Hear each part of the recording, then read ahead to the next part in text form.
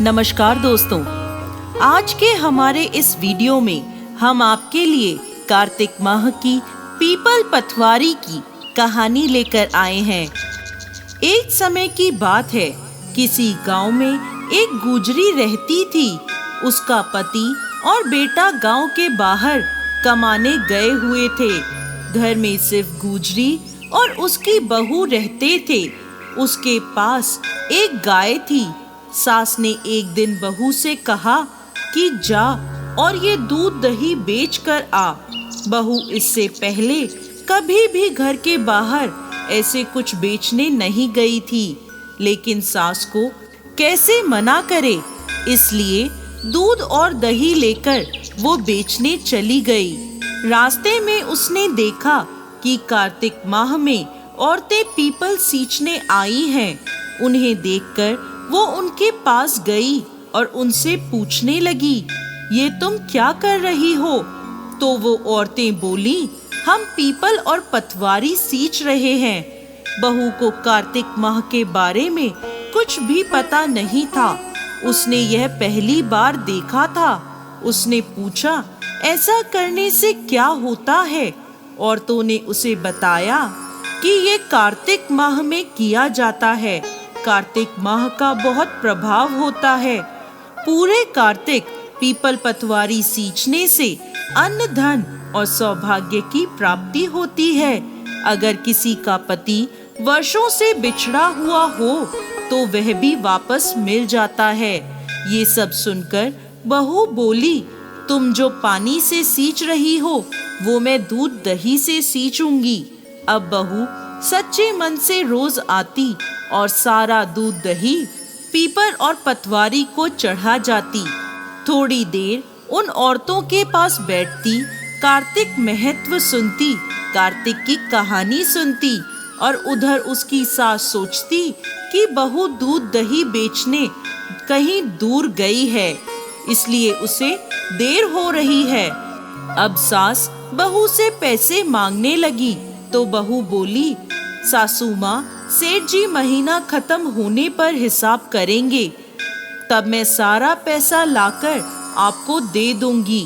कार्तिक का महीना पूरा हुआ और कार्तिक पूर्णिमा आई तो बहू को डर लगने लगा कि अब वो क्या करे। अगर सास को पैसे नहीं मिले तो बहुत नाराज होगी। बहू गई और पीपल के पास बैठ गई और जोर जोर से रोने लगी। पीपल ने उससे पूछा, तू यहाँ क्यों बैठी है और क्यों रो रही है? तो वह बोली, मेरी सास दूध दही के पैसे मांगती है। पीपल के देव बोले, मेरे पास पैसे तो नहीं हैं, लेकिन ये पत्थर, डालियां और पत्ते हैं, ये सब ले जा और अपनी गुल्लक में रख देना। बहू ने ऐसा ही किया। उसकी सास ने पूछा, बहू पैसे लाई हो?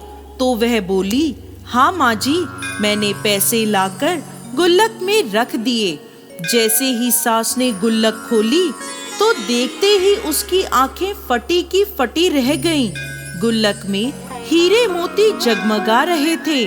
पत्ते, पत्थर और लकड़ियां धन दौलत में बदल गए थे, जिन्हें देखकर सास बोली, इतना धन कहाँ से आया?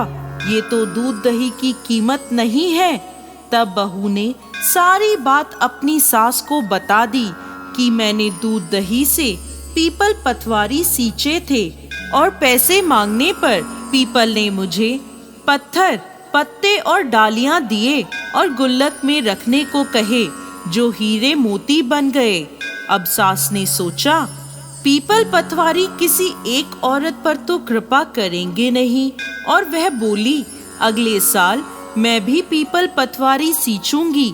अगले साल जब कार्तिक का महीना आया तो सास बहू से दूध दही लेकर उसे बेचने निकल गई।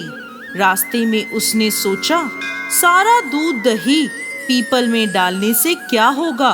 वह तो बर्बाद होगा, इसलिए मैं दूध दही तो बेच आती हूँ। दूध दही बेचकर उसने दूध और दही के बर्तन धोकर पीपल और पथवारी पर चढ़ा दिए। कार्तिक का महीना बीता और कार्तिक पूर्णिमा आने से एक दिन पहले सास ने बहू से कहा, बहू मुझसे पैसे मांग। तो बहू बोली, कभी बहू भी सास से पैसे मांगती है? लेकिन सास के बार बार कहने पर बहू ने सास से पैसे मांगे। तो वह अगले दिन जाकर पीपल के पास बैठ गई और जोर जोर से रोने लगी। पीपल के देव प्रकट होकर उससे रोने का कारण पूछने लगे। तो वह बोली, मेरी बहू ने मुझसे दूध दही के पैसे मांगे हैं।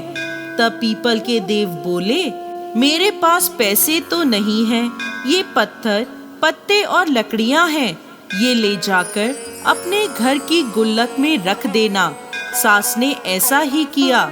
थोड़ी देर बाद बहू ने जब गुल्लक खोली तो देखा कि उसमें कीड़े मकोड़े चल रहे थे।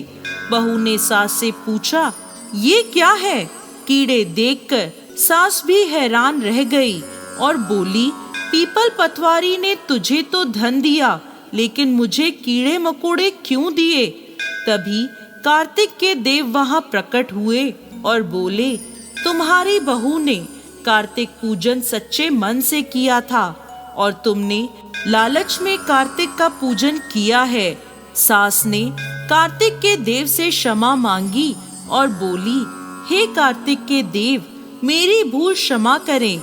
अगले साल कार्तिक में मैं और मेरी बहू साथ में मिलकर स्नान दान आदि करेंगे और पीपल पतवारी भी सींचेंगे। हे पीपल के देव और पतवारी माता, जैसे सास बहू को अन्न धन दिए, वैसे ही इस कहानी को कहते, सुनते और हुंकार भरते सब पर कृपा करना।